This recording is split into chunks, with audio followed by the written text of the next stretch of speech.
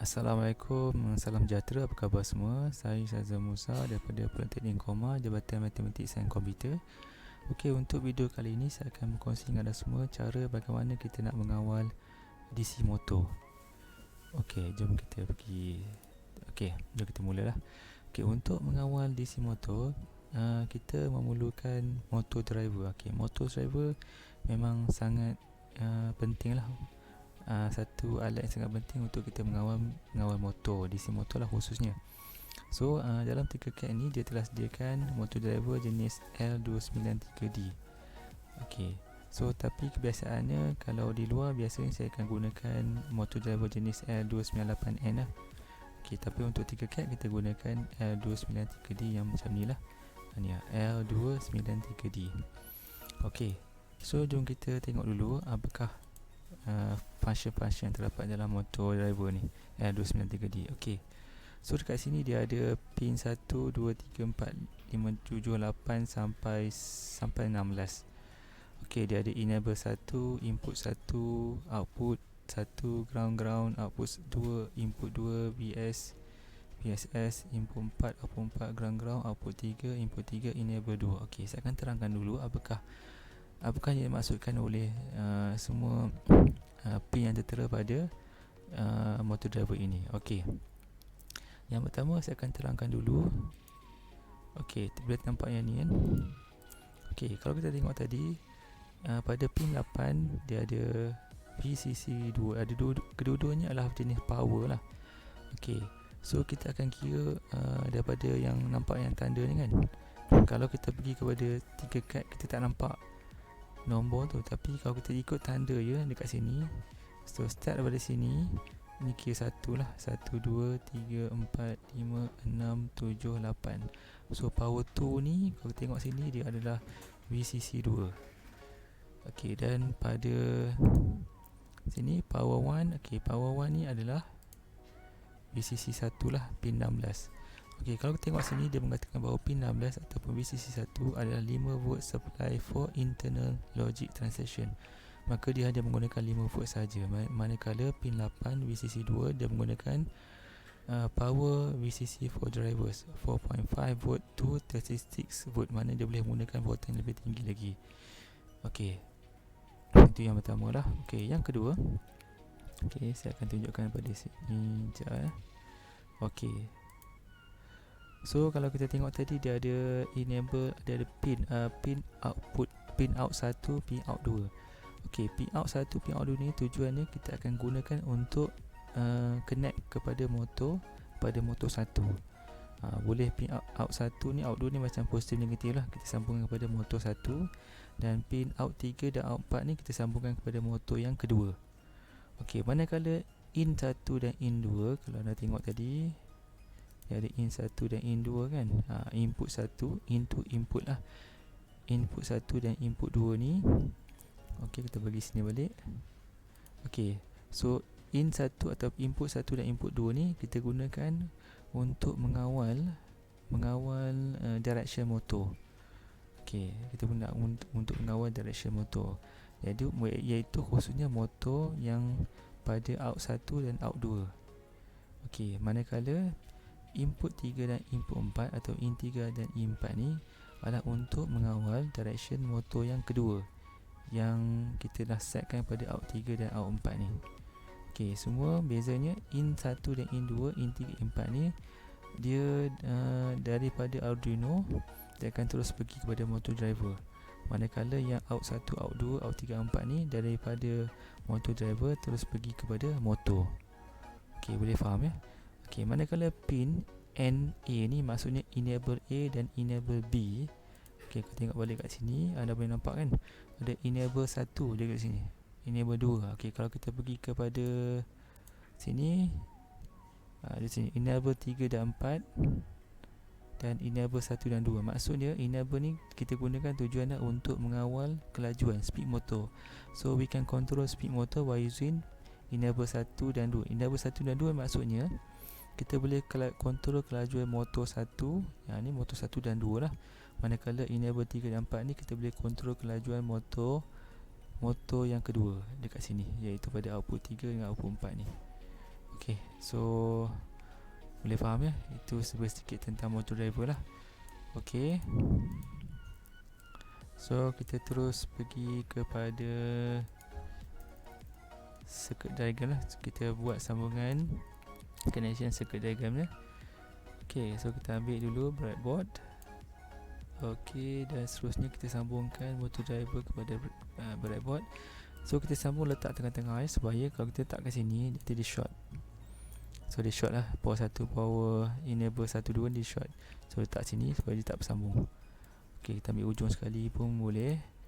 Okay, seterusnya kita ambil Arduino, kecilkan sikit, ni kita pusingkan. Okay, dah. So yang pertama sekali biasa saya buat lah, kita sambungkan dulu connection dia 5V. Okay, sambung kepada breadboard dulu. Okay, sambung pada warna merah ni lah, nanti kita akan gunakan. Okay, seterusnya kita ambil ground. Boleh ambil ground mana-mana pun tak apa, ada 3 ground pada Arduino ni. Okay, seterusnya kita buat sambungan pada di atas ni lah. Ini untuk 5V dan ini untuk ground. Okay, so dah siap. Seterusnya kita ambil pula bateri. So kita perlukan bateri sebab untuk bateri akan digunakan untuk supply voltage pada motor lah. Pada motor dia perlu menggunakan voltage yang tinggi lah untuk menggerak, untuk dia berpusing.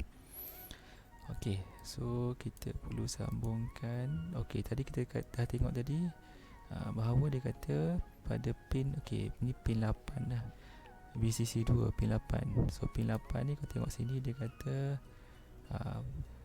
power VCC for driver 4.5V to 36V. So kita boleh guna, kita boleh pakai yang ni lah 9V. Kita sambung terus ke power 2 iaitu pin 8.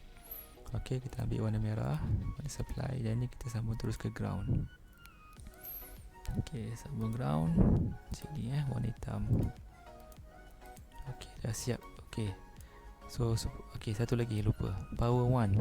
So power 1 kita tengok sini dia kata VCC 1 pin 16 lah, di sini sebelah yang nampak ada code kan. So tu pin 16 lah, VCC 1.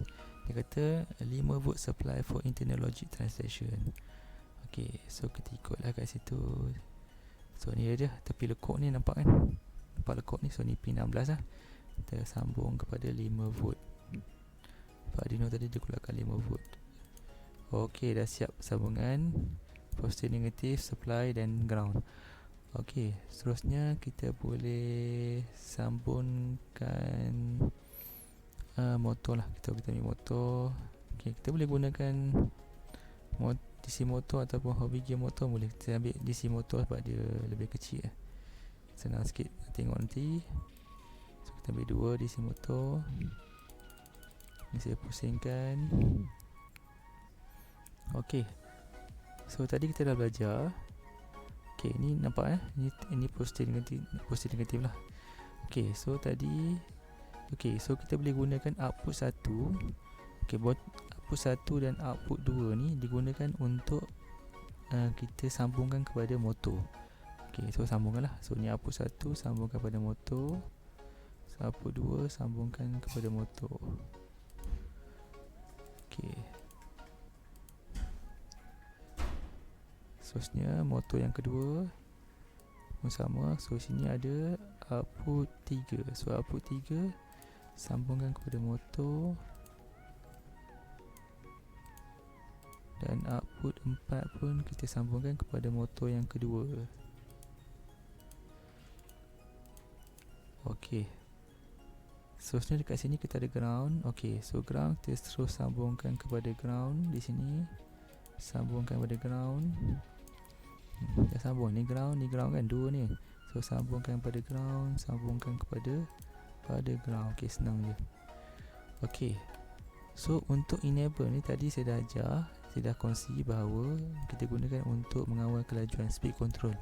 Ok, untuk kawal kelajuan ni saya akan ceritakan pada video yang satu lagi lah. So untuk permulaan ni saya akan untuk enable ni saya akan sambungkan kepada 5 volt.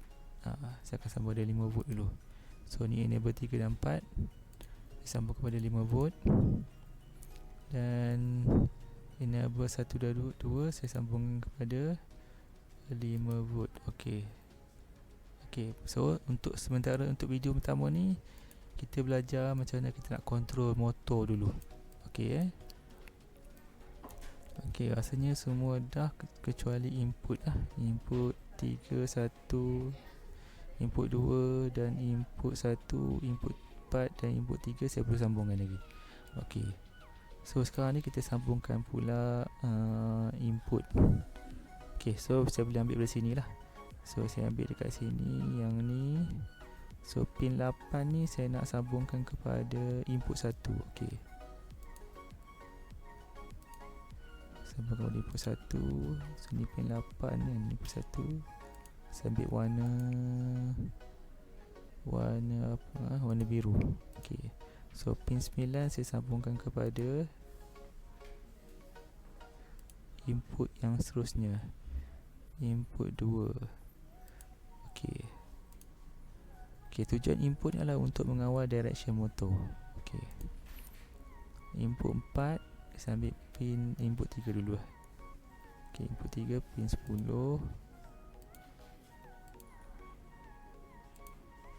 Pin 10 input 3 saya tukar warna hijau. Pin 11. So input 4. Okey. So kita dah sambung dah semua sambungan kepada motor driver. Okey, setakat ni faham semua kan apa fungsi-fungsi yang terdapat pada pin motor driver ni, senang je. Okey, so sekarang ni kita kena letak switch lah, supaya bila tekan dia akan bergerak. Okey, kita ambil switch. Okey, boleh gunakan konsep saya ajar pada video yang sebelum ni. Okey, ni saya sambungkan ke ground. Okey, ni saya sambungkan pada Arduino satu lagi ni sambungkan di Arduino, sambungkan pada pin 12. Saya ambil warna purple lah. Okey, warna purple. Okey dah. So yang ni pula saya sambungkan kepada 5 volt lah. Okey, dah siap. So bila tekan so 1 akan masuk kepada 12. Kalau tak tekan apa-apa, so ground lah, ni ground kan. So ground ni akan pergi kepada pin 12. Mana akan dapat tekan 1, tak tekan dia kosong. Okey.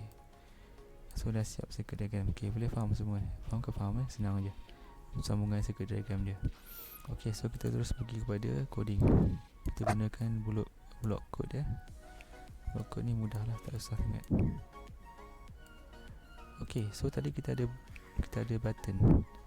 So kita kena pergi kepada variable, kita kena declare button dulu lah.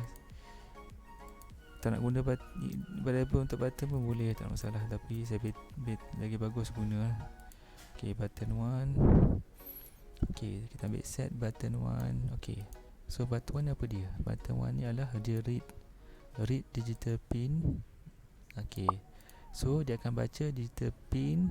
Dia akan baca digital pin lah. Sebab yang ni button ni adalah dia beri input lah, 1 atau 0 kepada Arduino. So dia di input lah ni. So iaitu pin 12 kita pakai. Okey, pin 12. Okey, dah siap. Okey, sekarang ni kita nak control. Bila tekan dia pusing, tak tekan dia tak pusing. Okey, so kita pergi pada control lah. So kita ambil if then else. Okey, dan kita nak apa ni? Jika apa? Jika dia tekan lah.